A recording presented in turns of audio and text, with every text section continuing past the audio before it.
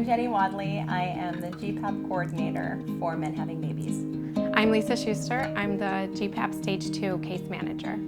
GPAP stands for Gay Parenting Assistance Program, and it's men having babies program to offer discounts and services to applicants who are approved so that they can more easily afford surrogacy if they would like to have a biological connection to their children. For Stage 1, that's mostly a discount program, so you're going to be eligible to receive discounts from over 50 providers, and you choose the providers. Most Stage 2 journeys are based on pro bono services from agencies and clinics. So there's a component of self-funding that you'd have to pay for all the third-party fees associated with surrogacy. We accept applications from singles or couples, and we help all men who apply if they meet our criteria. Right now we serve applicants in the UK, in Spain, in Germany, in France, in Portugal, Luxembourg, Switzerland, Belgium, the Netherlands, and Israel, as well as Canada and the US. One of the most common questions that I get asked is, can you just give me money? And will I be eligible for a cash grant? And cash grants are not at all a part of Stage 1. Stage 1 is discounts only. So that is not a part of Stage 1, and it is only sometimes a part of Stage 2. And to qualify for Stage 1, you have to take some things into consideration. It's a lot about income, but that income is adjusted for several factors, including the age of the applicants and the regional cost of living in your area. And if you qualify for Stage 1, you can be approved for Stage 1 benefits only, which would be only discounts. Or you can qualify to be invited to apply for Stage 2. For Stage 1, applications are accepted year-round. So when the applications come in, I will process them. They're in a queue, and I process them as they come in. It usually takes a couple of weeks, but up to 4 weeks to process. Attending a conference is not a requirement to apply for Stage 1. However, it is a requirement to apply for Stage 2. We have several conferences a year, and when you receive your Stage 1 certificate, if you are going to be invited to apply for Stage 2, we will list all of our upcoming conferences, and attendance at one of those is required in order to apply for Stage 2. But it is definitely always a good idea to have educated yourself about the surrogacy process and to be aware of what the different costs are, what the different factors are, what the different pieces are that all come together. And you can get some information from our website. If you visit our website, we have a breakdown of our eligibility criteria for GPAP, both Stage 1 and Stage 2. We have an FAQ section that answers a lot of questions that you may have about the process of applying, and then what are your odds for being selected. And then if you go on to Stage 2, there's even more research that should be done, because the more you know, the more power you have, and the more we are able to help you through the process.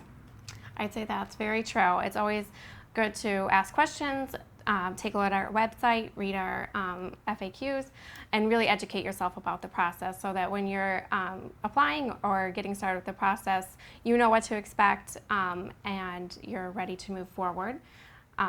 And I think also for Stage 2, there's a lot more detail that goes into your application, and it's great when you can really talk about yourself and put a personal spin on it so that the committee reviewing it really gets a sense of who you are and what you've been through and what you're hoping to achieve. We only accept Stage 2 applications at one time during the year, and that's July through August. So July 1st to August 31st is when applications for Stage 2 are accepted. If you are invited to apply for Stage 2, you will receive an email with a link to your application on July 1st, and you'll have until August 31st to complete that. So Stage 2 is a lot more hands-on, and we're a lot more involved with our Stage 2 couples than we are with Stage 1 couples. Starting with the application process, it's a lot more intensive, and we really get to know you a lot better. We also include things like a letter from a physician saying that there's nothing barring you from becoming a parent, and also a lot of personal statements about why you'd like to be a parent and why the GPAP program, especially Stage 2, would be a good fit for you in your situation. And if you make it through the first stage of consideration after you turn in all of your financials and all of your paperwork and your application, then you may be selected to have an interview with our social worker. After talking with Caitlin, our social worker, will send your profile off for a committee to review.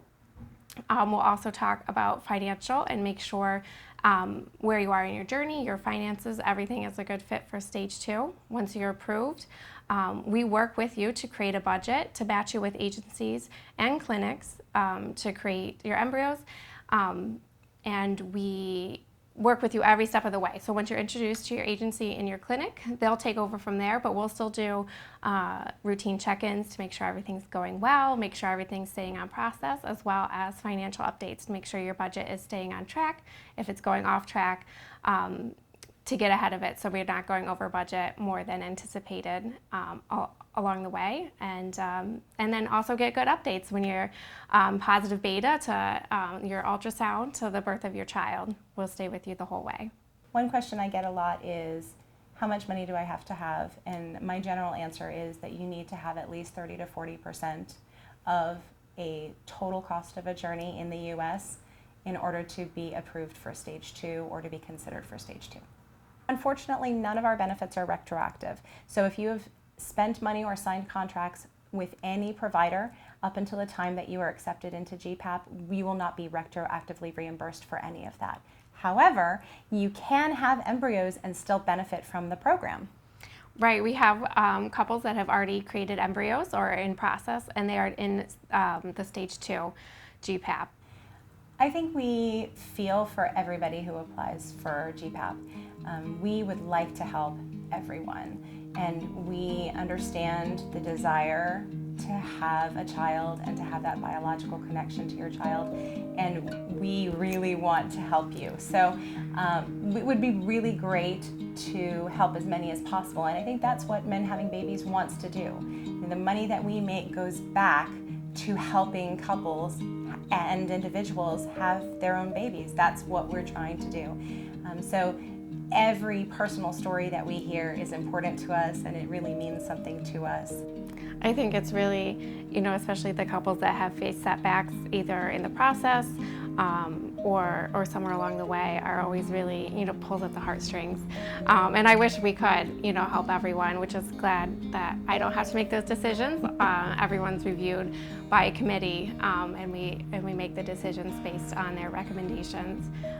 But it's tough. I mean, all the profiles, I think, offer really insight into what motivates them into wanting a biological child or becoming a father, and just to get a glimpse into somebody's personal life and what is motivating them and where they've been to get to the place they are now is always really, it's a really special experience to get to that, to insight into someone else. We have the best job at Men Having Babies.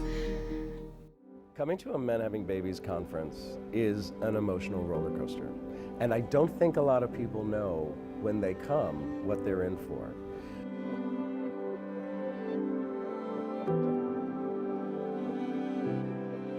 Because there is just so much information.